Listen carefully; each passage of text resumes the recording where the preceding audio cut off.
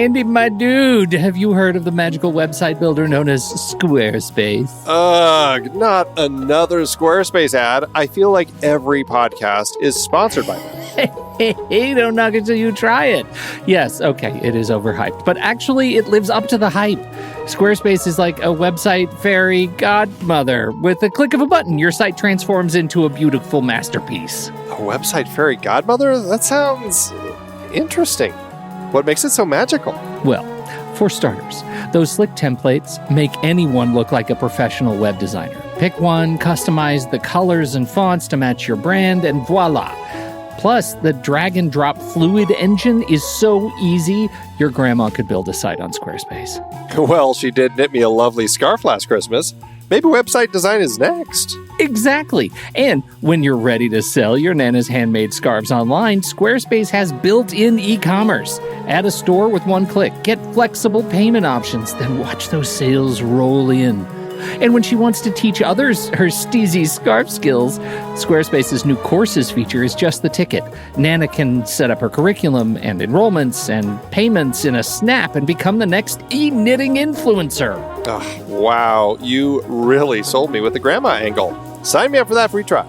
Just go to thenextreel.com/Squarespace and transform your site into a beautiful Squarespace masterpiece.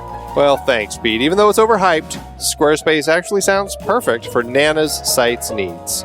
Appreciate the warning on the ads, though. I'll brace myself next time I listen to a podcast. Anytime. Let me know if you need any help getting that site up and running.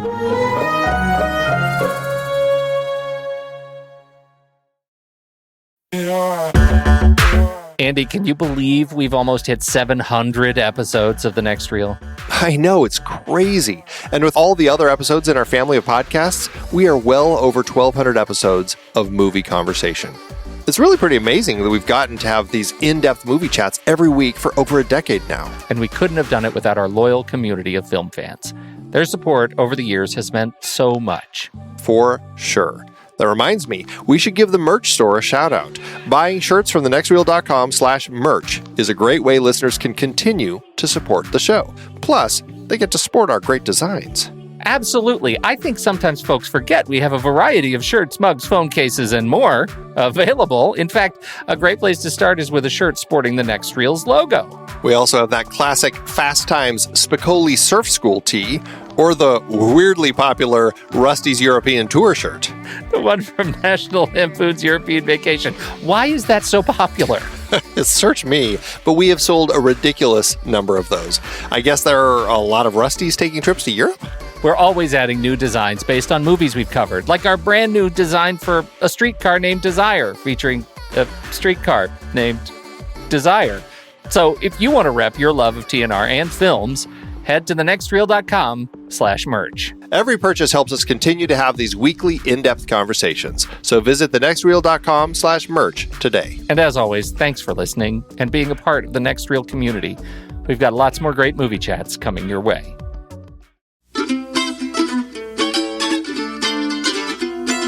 This is The Next Reel, everybody. I'm Pete Wright, and that there is Andy Nelson. Hey, hey, hey. And we spoil movies. Tonight on the show, we're coming to you straight from Fat Mo's Speakeasy with Sergio in Once Upon a Time in America. Arnon Milchan presents a Sergio Leone film starring Robert De Niro, Once Upon a Time in America. The story of friends. As boys, they made a pact to share their fortunes. Agreed. Their loves. And their lives. You'll put up and you'll shut up. You hear nothing and you see nothing. Just like you did for Bugsy. You was better off you stayed in the Bronx. It began as a dream. It grew to an empire. It ended as a mystery that refused to die. Robert De Niro, James Woods, Elizabeth McGovern, Joe Pesci, Burt Young, Tuesday Weld, and Treat Williams in a Sergio Leone film, Once Upon a Time in America. It takes a certain kind of ego to make a 4-hour movie. Don't you think? It's a long one. It's definitely a long one. I have never minded long movies. So I guess know. for me, I don't, it's like, yeah, whatever. Lawrence of Arabia, this, Greed, And I love Lawrence of Arabia. I love Lawrence Lord of the Arabia. Rings. Yeah, I love it. Love it. It's a big story. And it is a big story. This is one of those stories where as you watch it, there are times where I'm like, I wonder if we needed all of this in the story. Okay. I am so glad you said it. I know I sort of was leading you there. So helping you out there. But I'm so glad you said it because I don't think that about some very long movies. This movie, I thought that repeatedly. Do we need this stuff? And this is a movie, like, here we are. I guess we should do a little bit of setup. What we were watching, what we're doing, and how we landed on this particular movie. This is the third in the Once Upon a Time sort of spiritual trilogy from Sergio Leone that we started with Once Upon a Time in the West, celebrating his 1968 50th anniversary. So now we're on this last film. Why? What's interesting about this film is the one that Leone wanted to make. This was the one that he wanted to make back in 1968. He had read this book. He wanted the rights. He wanted to tell this story because he was captivated by it. Unfortunately, somebody else had the rights at the time, and so he just kind of had to sit on it and hope that it never got made. And meanwhile, he got into the whole spirit of making the other films and putting together the deal to make these other films. And he kind of went on with his business. And it wasn't until a good number of years later when he finally was able to get the rights for this story, this novel by Harry Gray I believe it was called The Hoods. Yes. And he finally got to write it and tell the story. So it fits into our Once Upon a Time trilogy because we're celebrating films and franchises from 1968 and celebrating their 50th anniversaries. But what's interesting, I think, about this one is there is kind of this element of it that was almost meant to have been released in 1968, which is what he's really pushing for. And interestingly, the entire, chronologically speaking, the final part of the film, chronology-wise, when Robert De Niro comes back to the city as an older man, it is in 1967, 1968. Right, which is actually an interesting little tie. The film went through, it was incrementally butchered over after its release through Europe and then in the United States. And I usually we talk about that toward the end, or at least when we're talking about how the film got made. But I sort of feel like we need to talk about that now because it directly impacts our conversation about what we watched. Well, and you had seen the film before. I had never watched this until this extended director's cut came out after they restored it in 2000. I think it premiered at the 2012 Cannes Film Festival. And that was like once they released that on Blu-ray, that was the first time I actually had ever seen this film. So I have only ever seen this version. But so you didn't see it when it was in chronological order. I didn't. Right. And I think that's how it was originally released here in the States back in 1984. It was a much shorter film. I think it was 2 hours and 20 minutes about. Right. And like you said, recut to be chronological. Leone really just had no control over what people were doing with it, it seems, because I think in Europe, it was non-chronological. In the Soviet Union, it was, it was actually split into two movies.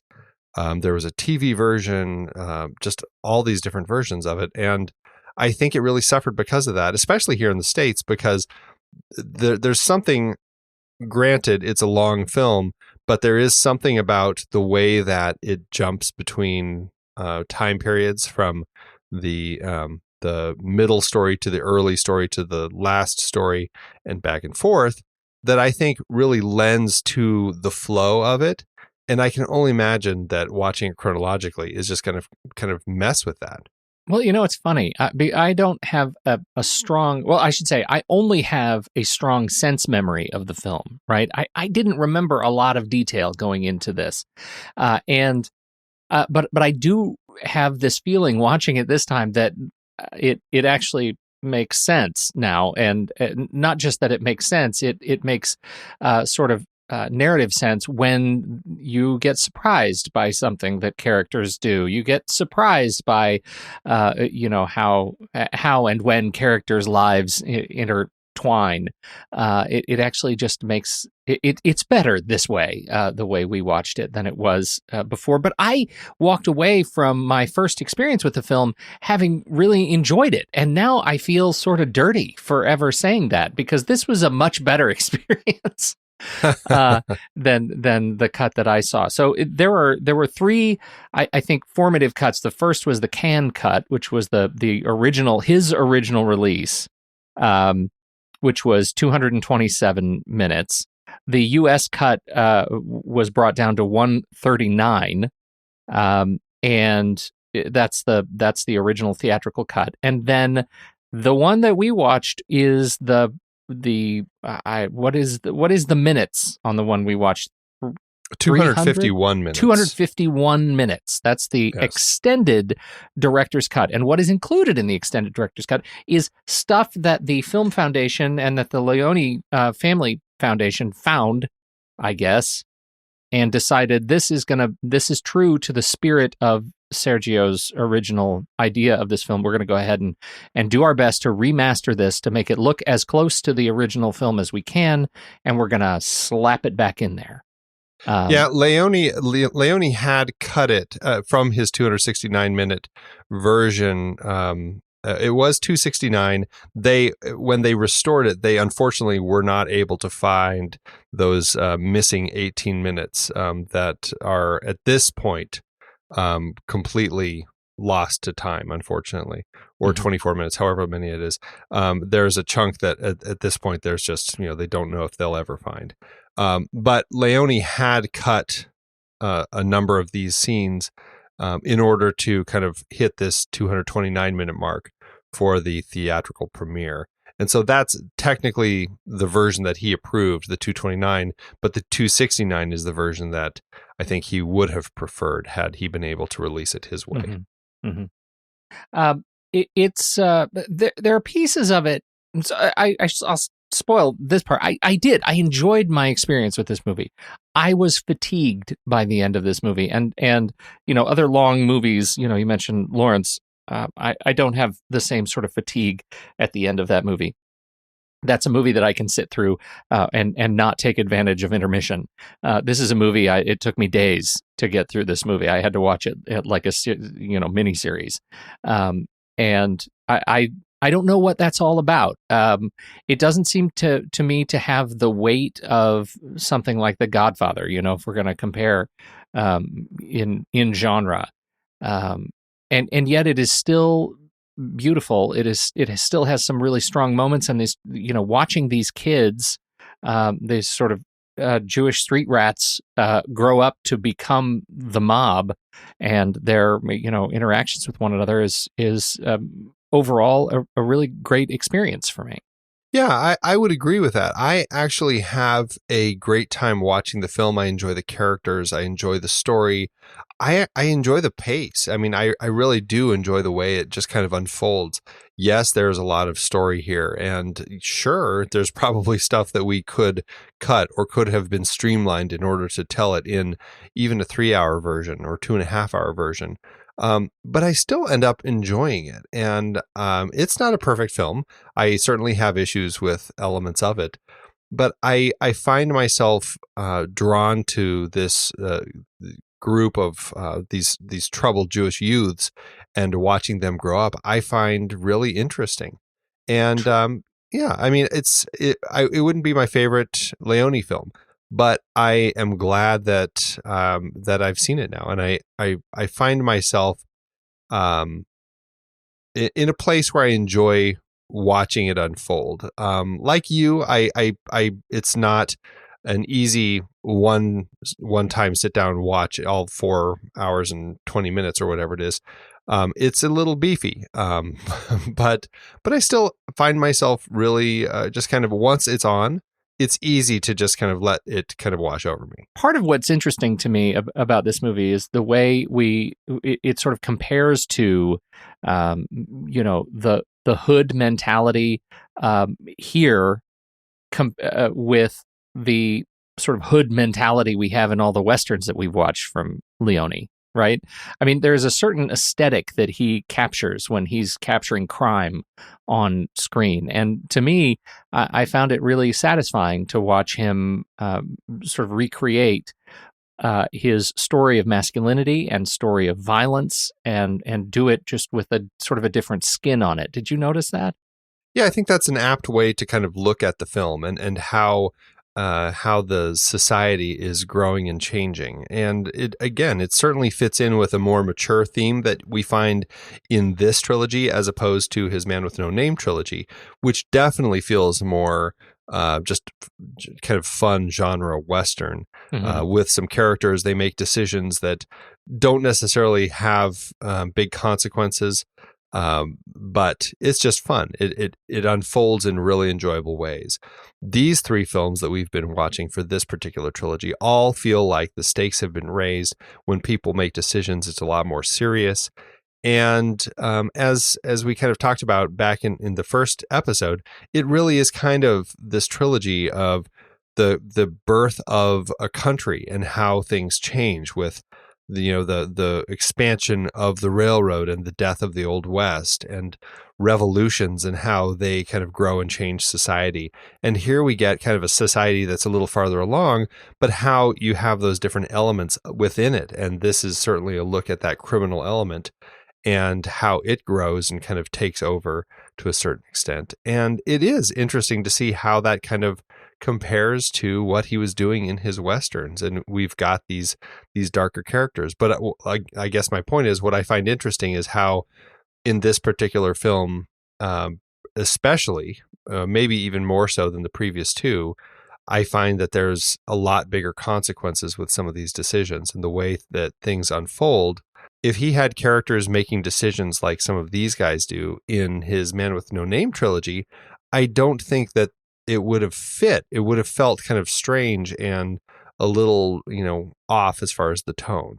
Yeah. It really feels like this film is peak Leone in that regard, right? That he has sort of been practicing how bold he wants to be in the statements that he's making with the films that he makes. And this one, he's making an overt statement around organized crime and its connections to business and politics. And what, and the fact is, this whole trilogy is kind of telling that story, right? It's telling that story that even across the arc of time, human organisms find a way to create these kinds of systems that will benefit those willing to take these kinds of risks. And so I find that a really interesting kind of statement. Yeah, very much so. It's an important film to him. I mean, he had invested a lot of time, in getting to know Herschel Goldberg, and Herschel Goldberg is Harry Gray, the author of The Hoods. Herschel Goldberg was a real life retired gangster, and it's as I read it, Leone was incredibly invested in this lifestyle and wanted to tell this story with a certain degree of authenticity. And I think that makes the movie, particularly the sequences of the youth, something that really resonates even stronger with me. Overall, I think the kids did a bang up job of some really dark and complex material around aging and sex and crime and their willingness to do violence to one another. It's kind of got that, I was about to say Lord of the Rings, Lord of the Flies vibe to it, and Lord of the Rings. I mean, with the orcs. So it's strong and dark material. Well, what's interesting about Herschel Goldberg, or Harry Gray, is that he actually was a real gangster, and he actually wrote this book while he was incarcerated. He was in Sing Sing, and it's kind of a memoir of his life. Now, according to reports, it's part factual, part fiction. There's kind of a little balance between it. A lot of people think that the stuff when he was a kid is really factual stuff, and then as the character gets older, more and more of the stuff is kind of fictionalized. And I think some of it, people assume that it's fictionalized to alter, to make him look better, because he basically is the character Noodles, and that Right. I think was even his nickname. And so it's interesting that that Leone gravitated so much to this story, and really, I mean, from the 60s when he first read it all the way until the 80s when he finally got a chance to make it, he was just fascinated by it and really wanted to tell this story. And it's a tricky story, and we've talked about this with quite a number of shows about doing films about unlikable characters who just are criminals or are doing terrible things. And Robert De Niro's character Noodles definitely fits that mold. He does a lot of terribly unlikable things, and it's not like he progressively gets more likable as the film moves along. I mean, you've got the just horrific rape scene when he thrusts himself on his the girl of his dreams, and here he is forcing himself on Deborah in the car, and it's just, oh my goodness, it's just heartbreaking to see what he does there. And it's I don't know, I just find it really interesting. It's an interesting character study more than anything. Yeah, and just Elizabeth McGovern does an incredible job there. I mean, talk about the sense of enormous kind of criminal privilege, right? I mean, this is a different kind of privilege that he's exerting on her, because he is, again, as you say, he's not a good person. We get a sense occasionally throughout, we get these peaks of heroism where he's the guy you're following. You kind of feel like you're rooting for him, and if there are people trying to kill him and he kills them first, that's a win in this kind of a movie. And so even if it's a rather kind of horrifying or surprising assassination, but then you get these sequences that don't frankly hold up very well to me, and I struggle with them because their treatment in the film is a little bit cavalier to my eye right now, and it feels dated. It feels like if you remake the movie today, you're going to do it with a different kind of sensibility and agency. And because the women characters in this movie they're not great. We have some a couple of great moments with Elizabeth McGovern. This is one of them. The other is the confrontation and makeup when she's in her Egyptian queen makeup. Cleopatra, right? Yeah, right. Cleopatra makeup, where she's has a particularly strong scene. But overall, the women in this movie lack a sense of agency and spirit, and they are very much used, and it just feels empty. So it makes those sequences of rape, the kind of rapey hypersexualization sequences, they don't evoke anything but let's move on, right? There's no sense of kind of narrative fire for me.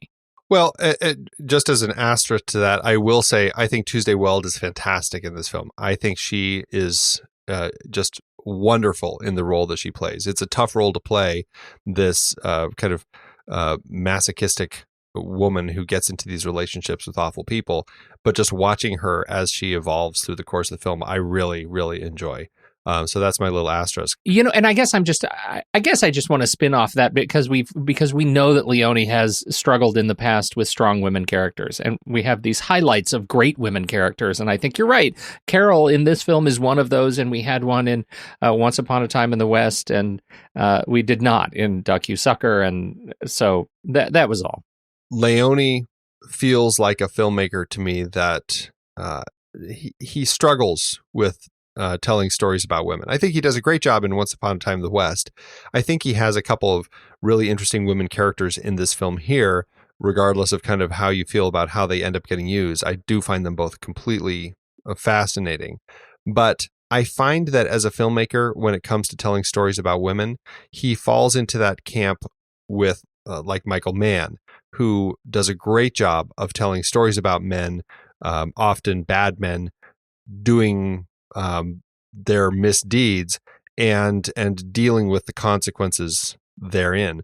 I find that to be really interesting to actually kind of compare those two filmmakers and see what they were doing with their films, because I think there's a really clear line between what he's doing with these films and what Michael Mann is doing with films like Thief and Heat, you know? No, could not agree more. I think that's a really astute comparison and a great kind of pair, even as, you know, with every day that passes, their movies become sort of that much more of relics, you know, in many respects. To that end, I think that Leone's only saving grace, if you can say that, is the fact that it's a period film. And yes, obviously it you know, certain the way that people were treated, women were treated, may unfortunately fit better in context of the stories that he's telling. Right. I don't think that Michael Mann can get away with that with some of his films that he was doing that take place in present day, but still. Yeah, he's not nearly as lucky. Right. Yeah. So you never saw it in chronological order, so I imagine jumping around time periods is nothing for you. What's your sense of his use of time in the film? I really like the flashback structure. This is something that he's been working on for a few dollars more. That's where he kind of worked on that structure a little bit. And then I think we saw quite a bit of that in the last two films that we've been talking about. And I find this flashback structure to be really interesting, the way that it's kind of weaving us through these three periods of time all throughout the film. I really actually enjoy it quite a bit. It's almost more just a structural style rather than flashbacks, because I mean, it's very consistent through the entire film. It's not like Once Upon a Time in the West, which it has some very specific flashback moments designed to be harmonica's kind of recollection of his past. This one is really jumping around quite a bit. And I would argue that it's not necessarily like we're watching Noodles and he flashes back to a period in time. You know, I think that it's just the way that the story is structured. And I think it actually works really nicely. I do too. I find it really rewarding the way it works this way, because you get to kind of unravel the lessons that Noodles is learning at each sort of major milestone in his life. And I think, you know, it all leads up to the final confrontation, or not confrontation, the final conversation between old Noodles and old Max in the office, when Max says, you gotta off me, right? I can't take it from anybody else but you. And he walks away and says, you know what, that's not going to be, that's not who I am anymore. And I think as a result of jumping through time and seeing these major sort of milestones in his life, that final moment is earned for me. It is earned in a profound way. And I think the sequence is just terrific. Yeah, it's a very powerful moment, and followed by a really haunting moment as Noodles is walking away in the dark, and that crazy, like insanely large garbage truck is driving by, and you got that shot of Max, or is it, in the distance, and then all of a sudden as the garbage truck drives by, he's gone, and it throws that idea, like, did he just throw himself into the garbage truck? Did somebody just take him? Am I imagining all this? It plays really interestingly, and that's actually something that I think is a really interesting interpretation of this film, that there is this whole school of thought that this after Noodles turns his friends into the cops in the middle story, which takes place in like the mid 30s, he goes and just doses himself up high on opium and has a drug induced dream, and everything that takes place in the later portion of his life is all an opium dream. And it's really interesting when you look at it that way, especially because the film ends with him back in that opium den in the 30s, kind of totally high, just like smiling and staring up into the camera. It's a very interesting interpretation. And when you look at the way that Max kind of disappears in that last scene, you can almost see how it could work. I don't know if I buy into the interpretation, but I like thinking about that as an option. Yeah, I mean, that smile at the end is that's a taxi driver smile right there. You know what I mean? Like that is, if that's not a Travis Bickle smile, I don't know what is. And it's haunting and sort of terrifying. I'm with you. I don't like thinking of the movie that way. I think it loses its sense of commentary when you look at it as it was all a dream. I kind of hate it was all a dream stories, and so I'm not. I choose to ignore that. Well, I think you're in the majority. I think most people who have heard about that interpretation are like, no, that's just complete nonsense. I won't go so far as demanding that you take it back, but I do choose to ignore it. That's really funny. Yeah, so the time structure is fantastic, and I have to say, I know we'll get into probably get into more of the music in a little bit, but I just have to say this, in terms of things that drive the movie forward for me, this is the most rewarding Morricone score. Even if I'm not always crazy with the choices they make with the music, the score is my favorite to date. And now, are you including everything or just this trilogy? This trilogy, these three. But it leads me to some of my deepest favorite Morricone scores, which is like The Mission. Like I hear strains of a mature Morricone in this movie, and I am moved. I am moved in a very positive way. It's a beautiful score. I really, I have a hard time arguing the point with you at all, because I think that it is kind of Ennio Morricone in top form. He's just such a he created such a beautiful score here. It just is wonderful. You can feel kind of the heartache and just everything going along with it. It's just really rewarding. I do love the fact that I have created such an environment about Morricone over these last few films that your instinct is just to find something to fight with me about it on. I know. I want to. I'm a little torn because I feel like Once Upon a Time in the West might be my pick of this trilogy, though. Really? Yeah. Is it because of harmonica's theme? I feel like it's Jill's theme more than harmonica's theme. Interesting. Yeah. Interesting. Well, I can see it, and I wouldn't blame you for that. But for me, this is. I'm moving. This film is like the open door to the arc of his career that is my favorite work of his, and so I just got very excited when I heard. It's a fantastic score. I mean, you really just can't argue with it. It's just some of just the most beautiful music out there. And as far as you're concerned, it doesn't have anyone going Sean. Oh, there's no Sean. There's no deep down. There's no. Oh God, we've moved on. We have moved on. Thank God. There were a lot of hands in the screenplay. What's that all about? It is about. I don't know. I don't know what that's about. I mean, just check that out, right? So we know Harry Gray wrote the novel. We know Leone was very excited about that. We know Leone is his fingers are in the script, along with Leonardo Benvenuti and Piero De Bernardi and Enrico Medioli and Franco Arcalli and Franco Ferrini. And I mean, come on, that's just a lot of hands. And not to mention additional dialogue from Stuart Kaminsky and uncredited Ernesto Gastaldi on this. That's 1, 2, 3, 4, 5, 6, 7, 8 people credited with screenplay. I was hoping you were going to do Stuart Kaminsky in your terrible Italian accent. Stuart Kaminsky. No, there you go. Just get it out there. Right. No, my Italian's fantastic. Go. Yeah, this is it's a script that he really loved this book, like I already mentioned, and I am not really sure why it took him so many writers, because he certainly didn't work with this many writers on his previous films. I'm not exactly sure what happened. In that sense, it fits in with films like Children of Men, that for whatever reason, it just takes a lot of hands clacking away at the keyboard, or in this case, the typewriter, to get the job done. And sure, it's a long, beefy project.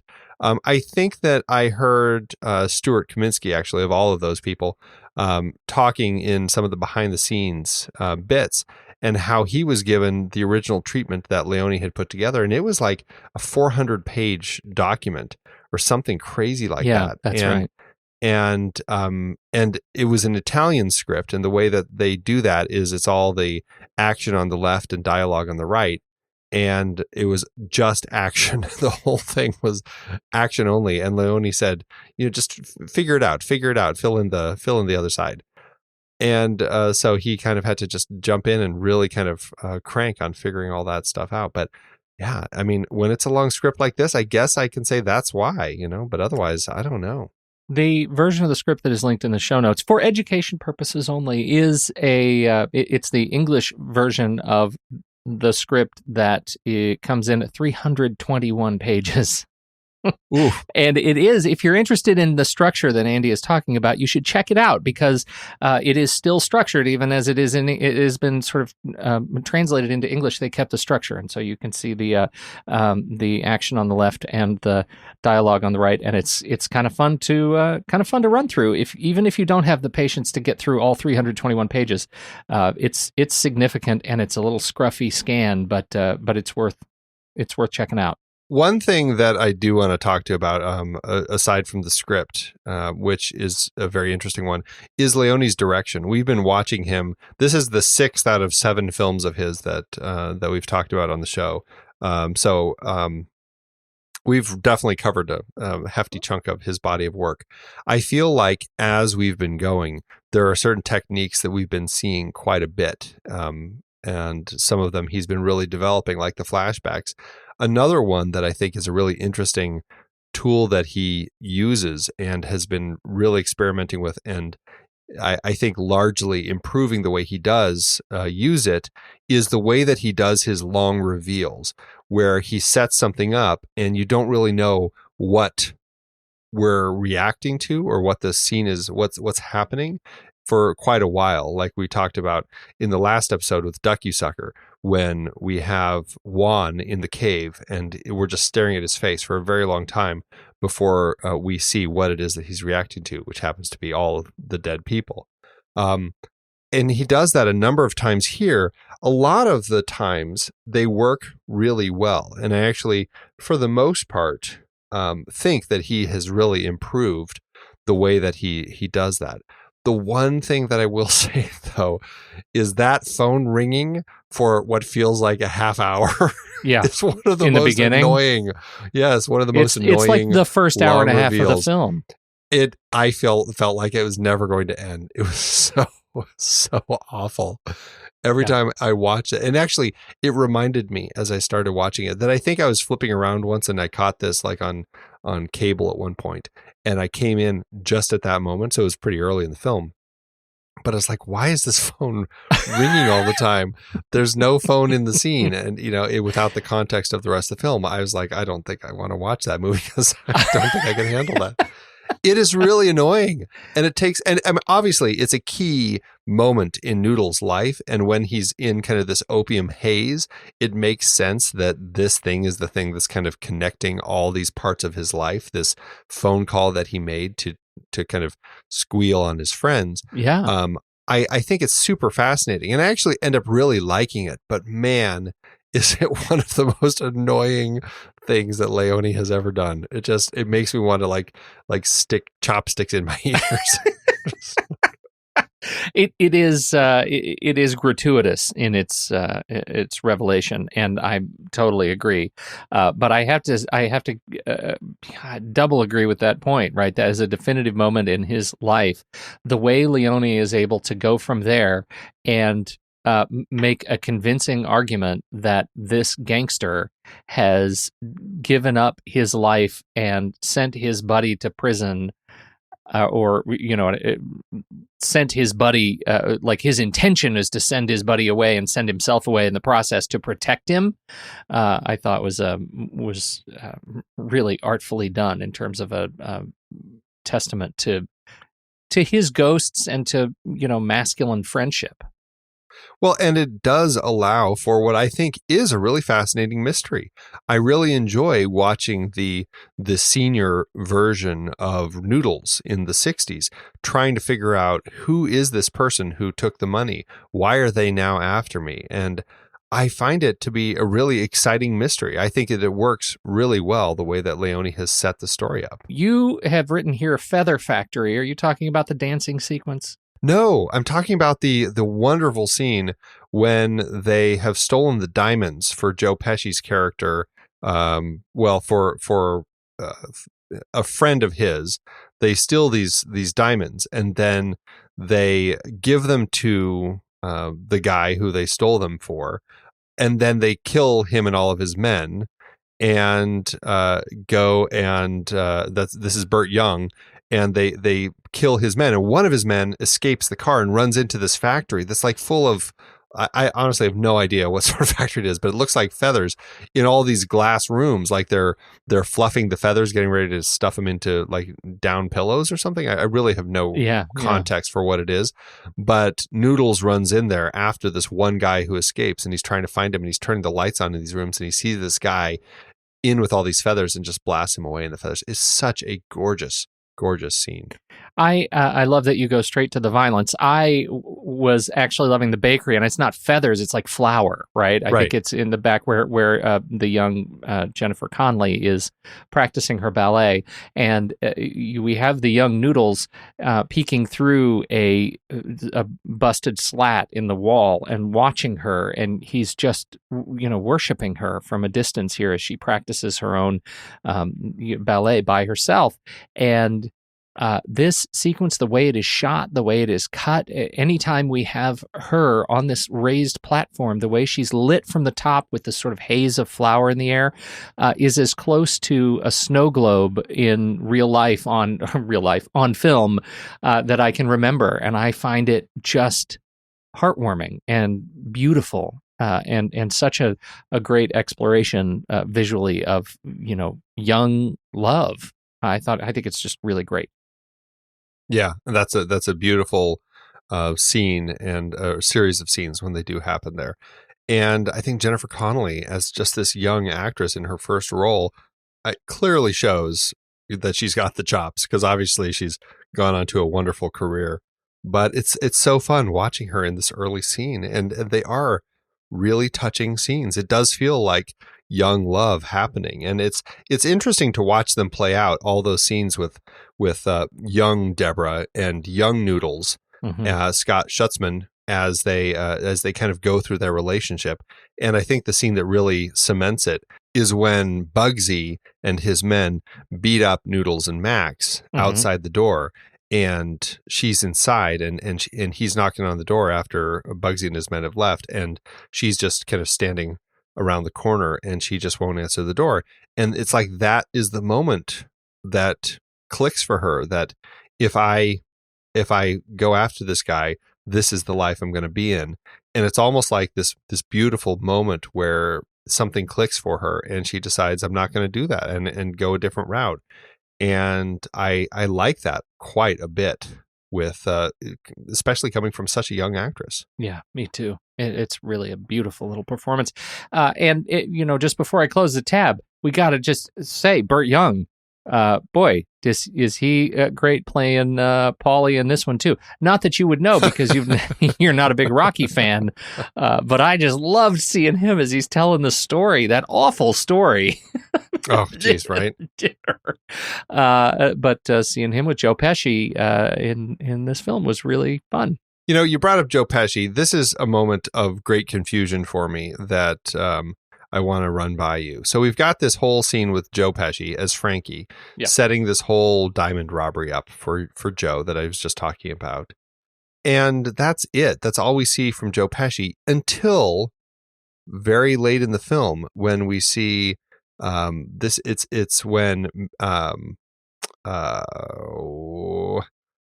Noodles and Max are arguing as they're standing over Treat Williams in the hospital, and Treat Williams guy, I think it's Sharky, is telling them, kind of trying to set up another plan, and This is an interesting split, I guess you could say, between Max and Noodles, because Noodles is just like, I'm happy doing the crime that I'm doing.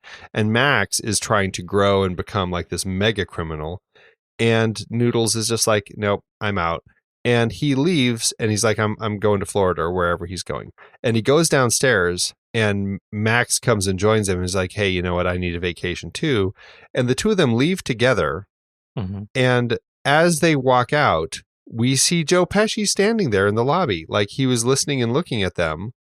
And that's the end of the scene. And that's the only other time we see Joe Pesci.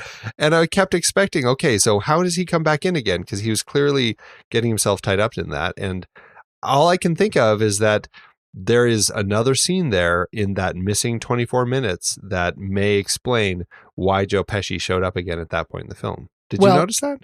Yeah, I did. And I am equally puzzled. And the thing that I read beyond your 24 minutes is that when Leone sat down originally, after they finished the shoot of this thing, it was like a year, I think 13 months, I think they were shooting, that he came back with like 10 hours, what would have been 10 hours of sort of finished footage, finished story. Yeah, and that's right, why he right. originally wanted to do 2-3-hour movies to make this thing, right? It was going to be a 6-hour film. So out of 10 hours that we cut down to in this film 4, I walked away from this film thinking there's a whole Joe Pesci movie that we don't get to see. Right. Because the Joe Pesci and the diamonds and his connections to these to these kids who were these kids and what is his role, and I feel like there's a lot missing. It feels so strange to say that about this movie, that it actually feels like there's more missing, but I'm right with you. It was a very strange way to leave that character. Yeah, and it's interesting that it's still in there, because I feel like if anything, it makes it more complicated. Yeah. And if would there have been a cleaner way to kind of cut out of that scene, just to kind of cut the end off, just so that we weren't all of a sudden seeing that. But Agreed. Who knows? It is an interesting little bit. And then there's another one that people talk about, a potential area where there's missing footage, and that's that weird Frisbee transition, that all of a sudden we have this Frisbee flying at Noodles as he's walking in I think it's going, as we transition from the 30s to the 60s, and all of a sudden it's this Frisbee coming at him. It's like, what the heck just happened there? And it's just like, Frisbees are a sign of the 60s, don't you know? Oh, apparently so. Yeah. It was such a weird little transition that I just like, that was because you got the Yeah. Like, right. it's like some weird threat. Someone's throwing something at him. And that's the only thing. And some people would go, well, there's obviously deleted or missing footage right there. Who knows? I think given the size of the cast, it's going to be tough to go through everybody. But anybody else that you really want to throw out as somebody to highlight? I do feel that James Woods is really at top form here. I think that playing the older Max, James Woods has been in a lot of movies, and I feel like when I watch him in a film like this, I feel like I'm seeing just like a much greater depth of performance than I've seen in many of his other films, and I really just relish watching great James Woods performances like I get here. Well, and when you think about it, this film, it's probably his 7th feature, maybe 8th. He'd done a lot of TV before, but he was still, a relative kind of cinematic newcomer in 1984. Yeah.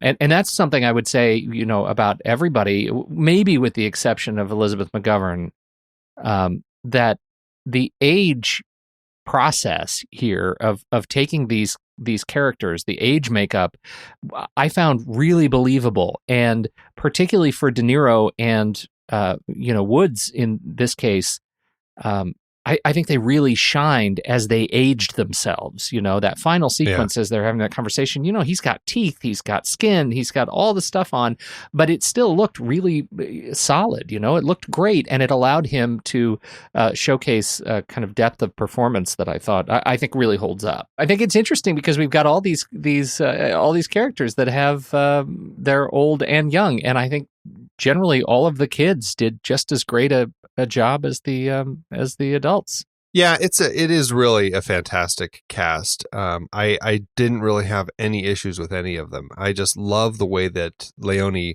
got such just vivid and big performances from these kids. And actually, another person that I would point out is Larry Rapp as Fat Mo. He's a guy that I feel like I don't know if I've ever seen him before. But I just felt such a great connection with this guy, who just felt really authentic in this as this kind of half in, half out kind of gangster guy. I loved that actor in that role. Can you tell me about Brian Bloom? Here's the thing. Brian Bloom, this was his second gig, right? He was on ABC Weekend Specials as Tony DeSpirito in A Different Twist. And then he was young Patsy in Once Upon a Time in America. If that kid doesn't have the most familiar face of any kind of male actor acting through the 80s and 90s, I don't know who he is. He was in so much TV. He's on As the World Turns. Maybe that's where I know him. But I just feel like I know this guy more than anybody else in here of the young faces. And I can't peg what it would be. Well, and now he's just in a ton of video games. He does so much voiceover work. But yeah. I could not even tell you what is it that I feel such a connection to this guy about. It's so crazy. That's interesting. As a kid, The Stuff might be the only thing that I saw of his. That's where the ice cream that eats you from the inside or whatever. Such a terrible horror movie. But he was in that. But looking through his roster, I realized there's just hardly anything that I have actually seen him in. So, but he's one of those kids' faces that does look very familiar. So. Yeah, it's so familiar. It's such an 80s handsome boy face, Mm-hmm. Yeah. That should be a thing. The 80s handsome boy. That sounds like maybe not a thing we want to be responsible for coining. For all we know, he's one of those kids that we saw all the time. Like maybe he was in like a Star Wars toy commercial or something before he really was acting and playing with his action figures. I am sure you're right. That is I'm sure you're right. He's the action figure kid. I'm going to leave it there. I'm sure he was in that. But they were all great, and I actually think that the casting of the young actors to look like and be able to perform like their older characters, I just want to highlight that because I think this is one of those movies where they had so much of that going on because it's not a small cast, and I can't think of a single one that doesn't really nail it. I am going to point out one more, and it's less about the performance and more just about the way that Leone introduces him. Yeah. And it's Danny Aiello as Chief Aiello. His intro when he comes out, the police chief, and he kind of comes out and he turns and they're taking pictures, and he turns the other way and they're taking pictures, and he turns and he's smiling with the wink. Yeah, it's just that was like a highlight of an introduction. I had such a great time watching him. Well, and I have to say the whole gambit here that they went and he just had a baby, and the babies all had their little tags, and that these guys, in order to get Chief Aiello in their pocket, these guys sneak into the nursery and take all 32 babies and switch beds and tags on them so none of the parents know whose bed it is, but they kept the records of the switches that they made, so that parents would not know which child was theirs from the nursery and the hospital. Was diabolical and perfect and a terrific twist on what normally in a movie like this you would expect to be an exercise of violence, and so this was something that, I mean, as a parent myself, it was torturous to watch him kind of come to this realization, and to watch the hospital come to the realization, but it wasn't a big violent shootout, and it could have been. It was a really unique scene, and that I give him quite a bit of credit for. As a parent, it is one of the most horrifying scenes to watch. Yeah, it's terrible. But it works really well in context of it. And of course you've got, it's weirdly kind of a very light tone at that point in the film, because all of a sudden you're listening to Rossini's The Thieving Magpie as they're kind of doing this little baby swap thing. And it just all of a sudden feels like we've kind of entered a little more of a farcical bit of the film. And it is kind of odd the way that it shifts like that before it kind of goes back. But it's interesting. Camera by, again, Tonino Dellicoli. Good old Tonino. You notice anything big from good old Tonino? Tonino had shot Once Upon a Time in the West with Leone, along with some of his earlier films like The Good and the Bad and the Ugly. Actually, I think it was just The Good and the Bad and the Ugly. And I think he brought a lot of just a beautiful tone to the film, paired with Leone clearly having just a perfect fascination for the 20s and 30s and 60s in New York, because he creates just a beautiful look of the city everywhere, all through it, whether he's filming in New York or Rome or wherever else they were filming. I know there were a few other places. It always just works beautifully. And the way that Tonino shot it is pretty stunning. And I just find so many images throughout this film that just look like paintings. It's such a beautifully done job here. And this is a cinematographer that I think he passed away in 2005, but he was working all the way up through Life is Beautiful in 97. Another beautiful film. Paired with him, Nino Barali is back, and Nino had edited both of Duck You Sucker and Once You Time in the West. Jeez, Once Upon a Time in the West, and so we have some familiar fingers on the celluloid. Yeah, not to mention Carlo Simi, who's the production designer. Yeah, he had been doing a lot of interesting stuff. I mean, he had done costumes for Once Upon a Time in the West and The Good, the Bad, and the Ugly. He had done the production design on Good, the Bad, the Ugly, and here he's doing the art direction on this film and Once Upon a Time in the West. So he's kind of all over the place in the way that he ends up working with Leone. But I think Carlo Simi is always bringing some amazing textures to the world, and I think that helps in Leone's films quite a bit. So this is the end of the spiritual trilogy of the Once Upon a Time movies from Sergio, but no official thing has been remade here. But man, this does plant a seed in the minds of other writers. Yeah, this whole thing spurred on this concept of making projects that have Once Upon a Time in the title. It's certainly, there had been other films beforehand, just like Once Upon a Time, but once this trilogy really kicked off and kind of made a name for itself, and I mean, it wasn't a popular film, but once it kind of sunk in, it really created this whole I don't think it's a genre, but certainly a trend in titling your film to be Once Upon a Time in. And it still is going on to this day. I mean, according to IMDb, there are 131 titles that have Once Upon a Time in the title. Now, some of those are episodes of TV shows, but I mean, there's Once Upon a Time in Mumbai, Once Upon a Time in Korea, Once Upon a Time in the Hood. Once Upon a Time in the Hood. Once Upon a Time in the CIA. Once Upon a Time in Mexico. Once Upon a Time in Siberia. Once Upon a Time in the desert.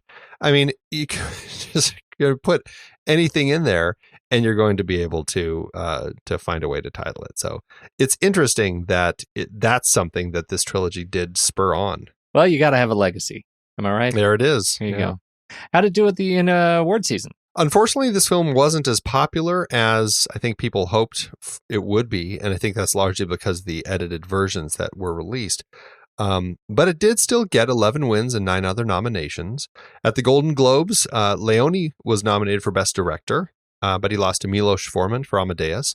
And Ennio Morricone was nominated for Best Score, but lost to Maurice Jarre for A Passage to India. Which was also lovely, you have to say. It is a very lovely score, yes.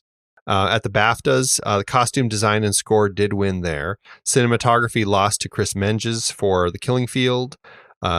Leone lost to Wim Wenders for Paris, Texas, and Tuesday Weld was nominated for supporting actress, but she lost to Liz Smith for A Private Function.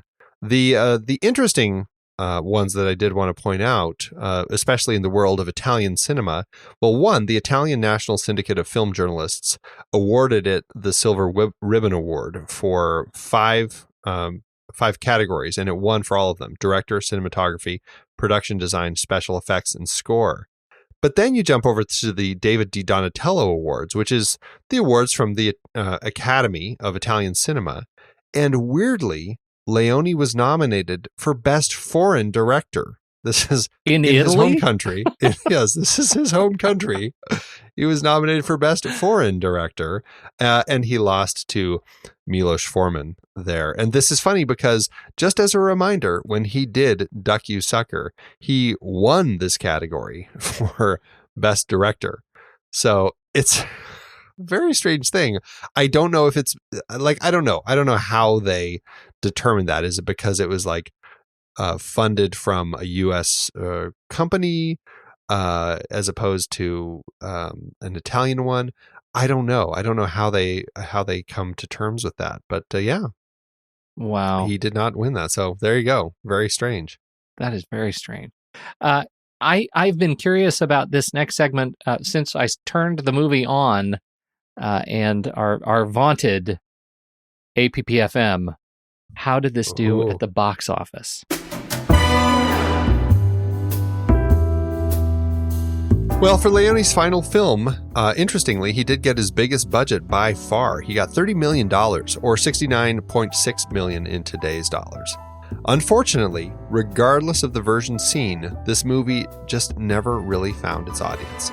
The chopped up, chronologized version of the movie was released here in the States June 1st, 1984, opposite another film we've talked about here on the show, Star Trek III: The Search for Spock, as well as Walter Hill's film Streets of Fire.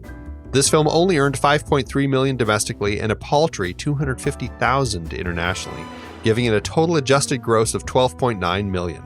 That left Leone with his first box office flop, as far as we can tell. If you remember, I couldn't find any information on Duck You Sucker.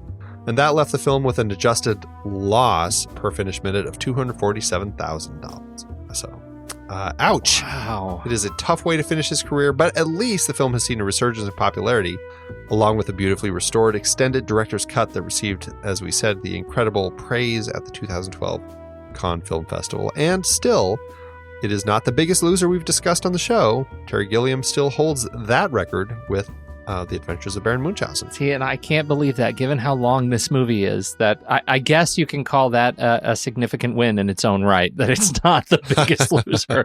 But, I started this, my sort of commentary at the beginning of this film was it takes a certain amount of ego to make a movie like this, that is this long, that is this extravagant in the story that it's trying to tell. And I think that probably hurt it. Don't you agree? It is sort of impenetrable to imagine going even to a 3-hour movie and investing in it for a large part of the popular audience that would have paid for it.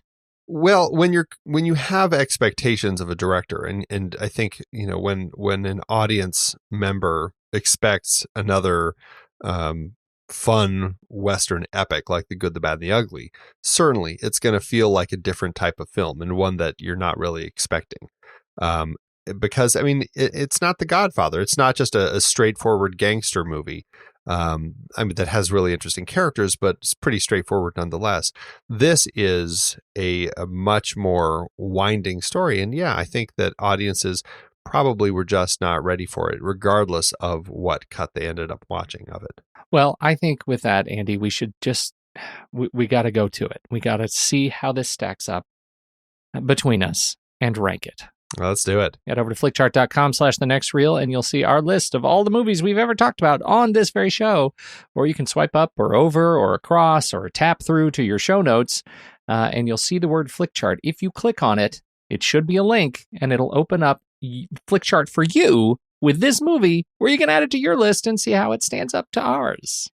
All right, first up, we have Once Upon a Time in America or Numi in The Girl with the Dragon Tattoo. I'm going to say Numi. I'm going to say Numi too. That really sets the stage. It does. Yeah. Once Upon a Time in America or La Femme Nikita. Oh, I'm going to say Once Upon a Time in America. Yeah, I am too, but I do quite enjoy Nikita. Once Upon a Time in America or Sophie's Choice. I think before I had watched Sophie's Choice again, I would have said Sophie's Choice. Now I think I'm going to say Once Upon a Time. Yeah, me too. Once Upon a Time in America or Indiana Jones and the Last Crusade. Got to go with Indy. Indy. Once Upon a Time in America or The Great Wall. Oh, Andy. One of our Matt Damon classics. Remember that dive. I do. I'm going to go with Once Upon a Time. Once Upon a Time. Once Upon a Time in America or Outland. Oh, Outland for sure. Yeah, Outland. I'm still, that is probably one of the highlights of all the movies that we've watched on this show or we've discussed that I had never seen. I had so much fun with that movie. I'm so glad. Oh, that just makes my day. Because that movie, it's a gift. It's a fun one. Once Upon a Time in America or Field of Dreams. 100% Field of Dreams. Yeah, Field of Dreams. Field of 2x4s. Once Upon a Time in America or Infernal Affairs. Very different versions of gangster stories. I'm going to go with Infernal Affairs. Boy, I have my issues with both of these. I think I'm going to go with Leone. Okay, me too. Look at that. Did you see what happened there? Wow. Yeah. That was some weird arm twisting I just did. Yeah, not really. I'm all right. You're okay with that. All right. Well, that did it. That landed Once Upon a Time in America at 222 on our chart. 222 out of 378.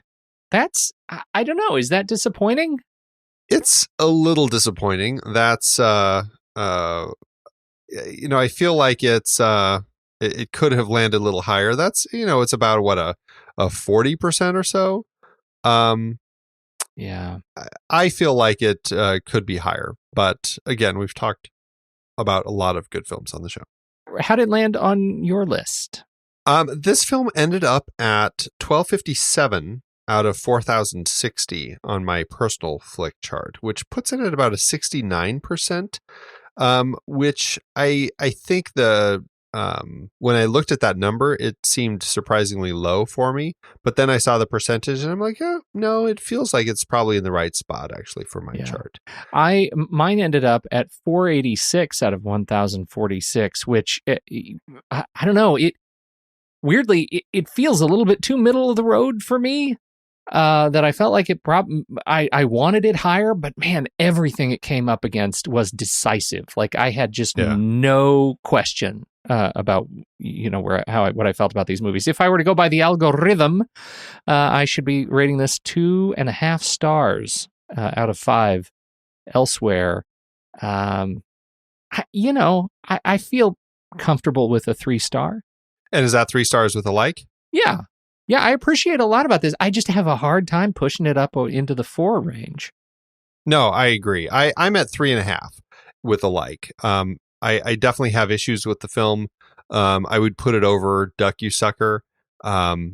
But I feel like there are still issues. Like I feel like Leone, when he left kind of the fun, jovial filmmaking and went into kind of the serious filmmaking, I just ended up feeling like there might have been some sloppiness in those early films that ended up kind of feeling like part of the tone of the films. And when he went into these more serious films, any sloppiness that he kind of left in there just ends up feeling a little sloppier because of that. And I definitely noticed that in these last two with some of the ways that the stories unfolded or the cuts happened.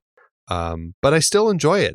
It is a beefy film. It's a hard one to want to put on that often, but it's an easy story to find myself getting folded into.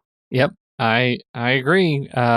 This one overall worked for me. I wanted to be wowed by it. My memory of it was stronger than the experience I had watching it this time. And it does cause a little bit of fatigue. But with that, we have finished our Once Upon a Time in Sergio Leone series. Where do we go from here?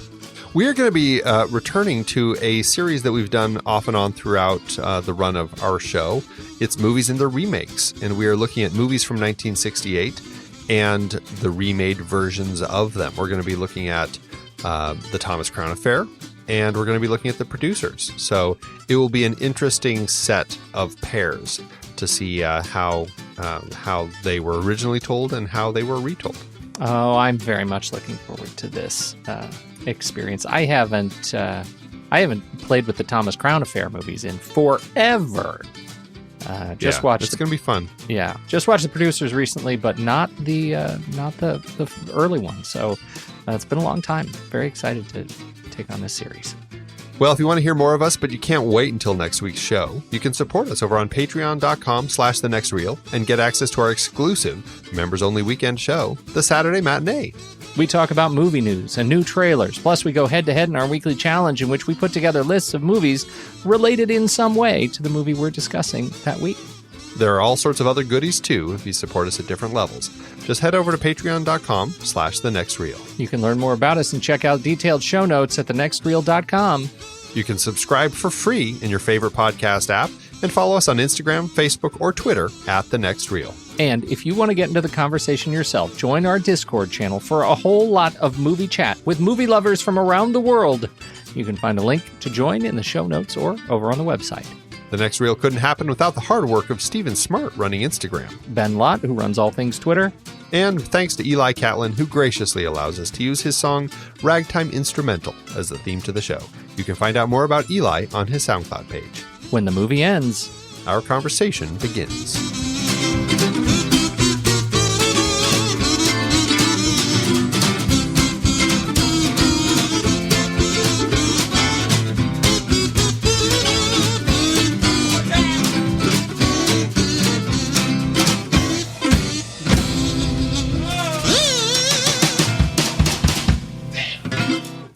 Amazon giveth, Andy.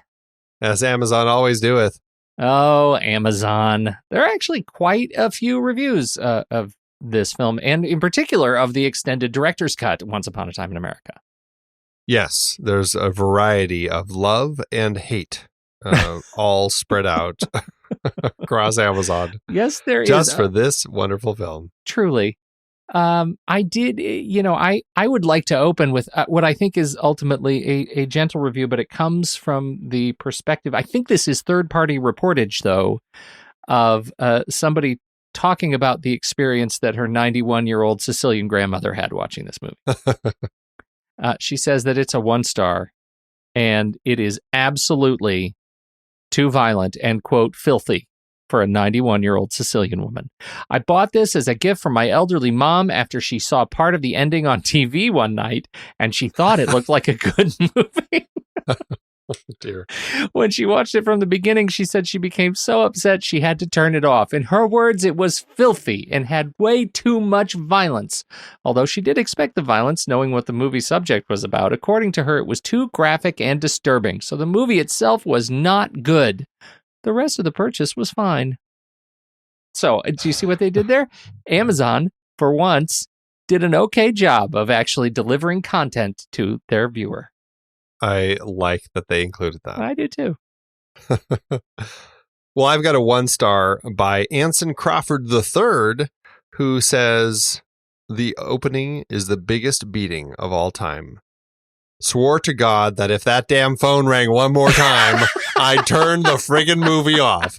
Don't care how acclaimed this is. No way I can get past 5 minutes of a phone ringing incessantly.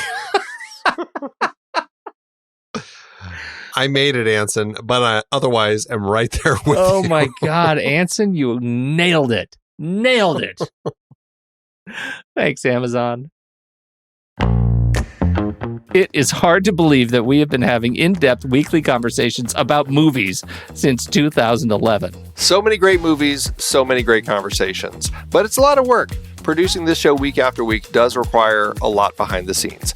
If you'd like to help support our efforts, one easy way is by using our Originals page when shopping for books and movies that we've covered.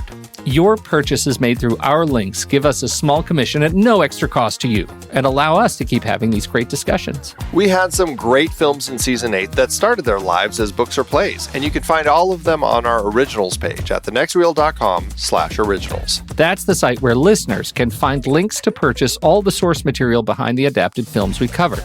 from season 1 up through our current season. For part of season 8, we had a series celebrating the 50th anniversary of films from 1968. We talked about 2001 and 2010 for our Odyssey series, both adapted from Arthur C. Clarke's novels.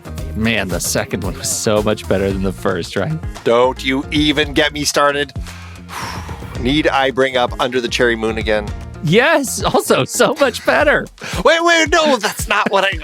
Planet of the Apes kicked off its series based on the novel by Pierre Boulet. We covered Danger Diabolik and The Detective, adapted from novels for our 1968 crime films. Wait, wasn't that The Detective, the prequel to Die Hard? They were both written by Roderick Thorpe, and yes, it's the same character in the books. I can't believe they even asked Sinatra if he'd be in Die Hard. That would have been weird. Once Upon a Time in America was part of our Leone Once Upon a Time trilogy, adapted from Harry Gray's novel. And we looked at 1968 Best Picture nominees The Lion in Winter, Rachel, Romeo and Juliet, and Oliver! We also had an Ingrid Bergman series with adaptations like Spellbound, For Whom the Bell Tolls, Murder on the Orient Express, and Gaslight. We haven't talked about Gaslight. Stop gaslighting me! Dive deeper into these books and more adapted films at thenextreel.com/originals. Every purchase supports the podcast. Get the full list of adaptations that we've covered on all the Next Reel family of podcasts, and start your next read today at thenextreel.com/originals.